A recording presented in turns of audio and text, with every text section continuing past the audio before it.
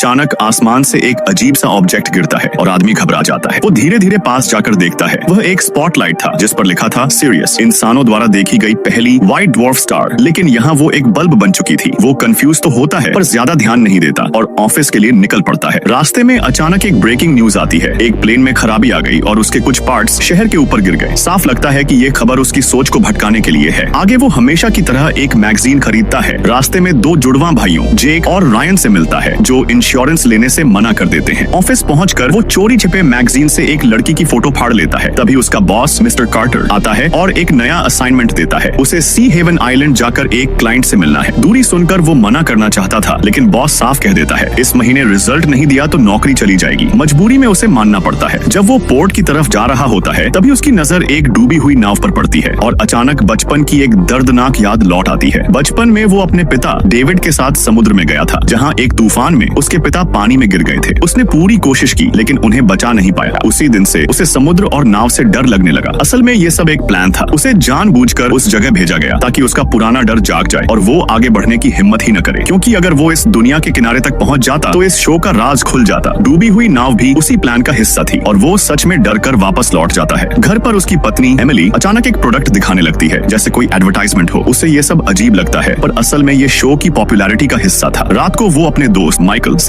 दुनिया घूमने की इच्छा शेयर करता है। दोस्त न मना करता है न हाँ, बस समझाता है कि ये नौकरी आसान नहीं मिली और अगर अभी छोड़ दी तो आगे पछतावा हो सकता है। फिर वो अकेले बीच पर बैठकर सोच रहा होता है। तभी अचानक बारिश शुरू होती है। लेकिन अजीब बात ये थी कि बारिश सिर्फ उसी पर गिरती है और वो जहाँ जाता है बारिश उसका पीछा से करती है। ये भी एक सेटअप था ताकि वो समुद्र के उस पार जाने का इरादा छोड़ दे। घर आकर जब वो अपनी प्लानिंग पत्नी को बताता है तो वो जोरदार विरोध करती है। अब उसे लगने लगता है कि पूरी दुनिया ही उसे बाहर जाने से रोक रही है। उसे समझ नहीं आता क्यों। यहाँ तक कि जो पत्नी पहले बच्चा नहीं चाहती थी अब अचानक फैमिली प्लानिंग की बात करने लगती है। लेकिन इससे उसका शक और बढ़ जाता है। अगले दिन एक और अजीब घटना होती है। ऑफिस जाते वक्त उसे उसका पिता दिखाई देता है, वही जो सालों पहले मर चुके थे। वो उनसे बात करने दौड़ता है लेकिन तभी एक आदमी और एक औरत उसे जबरदस्ती खींच कर ले जाते हैं। वो पीछा करने की कोशिश करता है पर भीड़ रास्ता रोक देती है। घबराकर वो ये बात अपनी माँ को बताता है लेकिन माँ कहती है ये सिर्फ उसका वहम है। वो अपने पिता को बहुत मिस करता है इसलिए किसी और को उन्हीं जैसा समझ बैठा। असल में उसके पिता तो सालों पहले समुद्र में खो चुके हैं। ये सुनकर वो टूट जाता है लेकिन अब उसके अंदर शक और भी गहरा हो चुका था। उसे महसूस होने लगता है कि कुछ बहुत बड़ा सच उससे छुपाया जा रहा है और अब वो उसे जानकर ही रहेगा।